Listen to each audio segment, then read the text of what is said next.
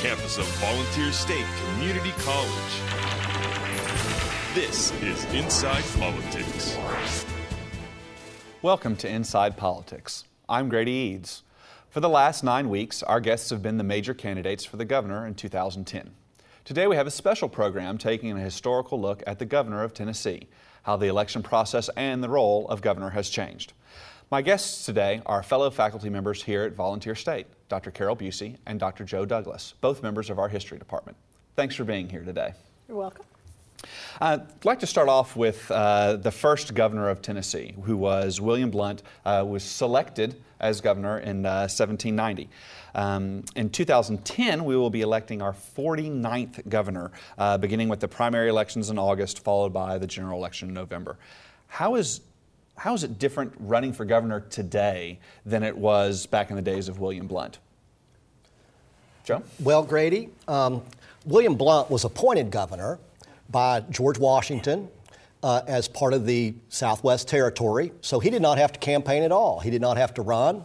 He did go visit President Washington at Mount Vernon and pay his respects afterwards for the appointment, but it was very different. There were no political parties in Tennessee at the time. Blount simply was appointed.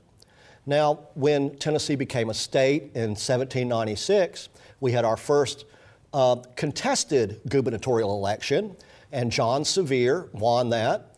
But even in John Sevier's terms as governor, and he did serve 6 terms, 2-year terms, with 1 2-year gap in between, he did not really have to campaign in the modern sense. Early Tennessee did not have political parties until really the 1830s, when the Whigs and the Democrats emerged, and we began a competitive 2-party system. I would argue that probably in the 1830s, politics becomes more modern in the sense that campaigning begins that we would recognize as campaigning today. Now, even in the days of Jackson, the candidates themselves normally did not get out on the hustings and give speeches. But certainly by the end of the 1830s, they do.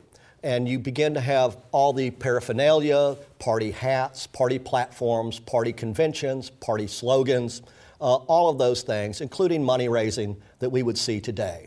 I think it's kind of interesting to look at William Blount because he had never set foot across the mountains in Tennessee when he became the territorial governor of the Southwest Territory. Already at that time, very early in our history, the state had 2 very distinct regions, East Tennessee and the Cumberland settlements here in Middle Tennessee, with a geographical barrier in between. So you see these regional identities already being created, in part because of the personalities who were in each region, but also because of the way these people made their living. And so Blount, when he came came across the mountains into this region, he realized that he had a political challenge. He, as an outsider, had to gain the support of the people in both of the regions. And he was very politically astute in that regard. He went into each county, met with the leaders and shook hands and said everything's going to be okay, in a manner of speaking. And in that regard, you see candidates for governor even today really taking note of the leadership of the various geographical regions of our state, and you see those people having a good bit of influence and concern. It's also very interesting to consider that, like William Blount, our present governor, Governor Bredesen, was not born in Tennessee. That will, from time to time, become an issue in Tennessee politics. How many of these candidates are native Tennesseans, and how many were born somewhere else? Well, let's piggyback off of that in terms of background, where our governors have come from. In next year's election, we have a mayor, a U.S. congressman, 3 state senators, including the current lieutenant governor, a district attorney, a former state representative, and 2 businessmen who have never held public office. Historically, building off of what we were just saying, what previous occupations were held by governors of Tennessee? Carole? occupation that wasn't always listed was land speculator in the earliest days of the state. Everybody who came to Tennessee was interested in the buying and selling of land. They were, of course, to some degree agricultural, but we just don't see John Sevier, the first elected governor, as a farmer out there. But everyone had land holdings, so I guess I would call them men of property and wealth in one fashion or another. Qualifications have never really mattered very much to the voters of Tennessee. Some of the more colorful elections that took place in the 1840s, when the highly respected national statesman James K. Polk was persuaded to come to Tennessee in 1839 and run for governor to try to salvage the Democratic Party. But then in 1841, the opponents to Polk, and thus Jackson, picked out another candidate to run against him, James Chamberlain Jones, and Jones had really no qualifications whatsoever. Polk had extensive national experience. He had been Speaker of the United States House. He was a congressman prior to that. He had great deal of name recognition outside of Tennessee, and yet when Jones ran against Polk, the voters of Tennessee decided they wanted a person who was humorous on the stump and lively rather than the statesman, Mr. Polk. That's a very good point. I would also note that technically most of early Tennessee's governors were called lawyers, but they were landowners. It also helped to have a military record. William Carroll, of course, had a strong military record. Sam Houston, who was briefly governor of Tennessee. And that was something that really benefited all ambitiously minded young men, certainly before the Civil War. If you wanted to get ahead, you needed to be a veteran. I would also point out that we did not have, although they were lawyers, they were landowners mostly. Occasionally they would be a merchant, like Carroll also, but in general they were lawyers, landowners, or held other political office. Occasionally you will see someone with a different background.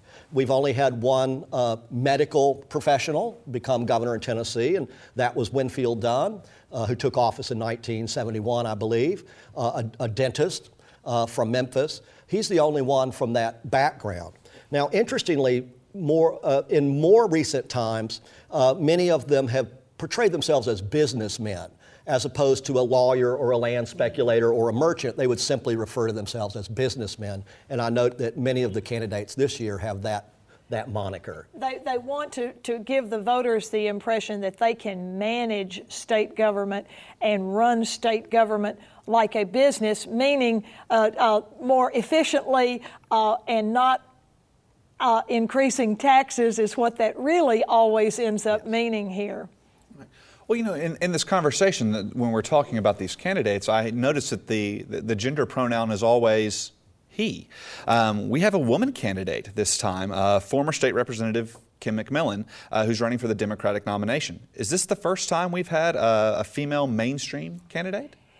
Actually, in 1986, when Ned McWhirter ran for governor for the first time, it was a hotly contested Democratic primary that year, and one of the candidates who seemed to have a good chance of winning the Democratic nomination that year was Jane Esken. Jane Esken is a very interesting person. She had come through the ranks of the Democratic Party organization, both at the state level as well as the national level. In 1986, Tennessee also had an agency called the Tennessee Public Service Commission, and those were 3 elected officials who did things like regulate rates and other things. It was a fairly powerful position.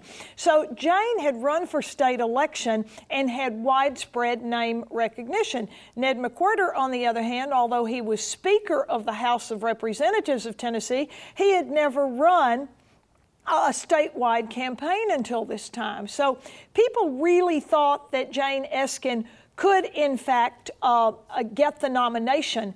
Unfortunately, she didn't.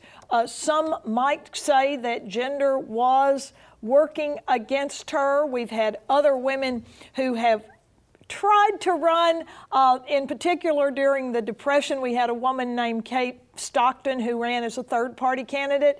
Did she really have any hope of becoming governor? Probably not. But we have had women at least on the ballot. But you've got to keep in mind that in Tennessee, women were denied the right to vote until up into the 20th century. So that would, of course, have precluded a woman from having much of a vantage point from which to launch a campaign.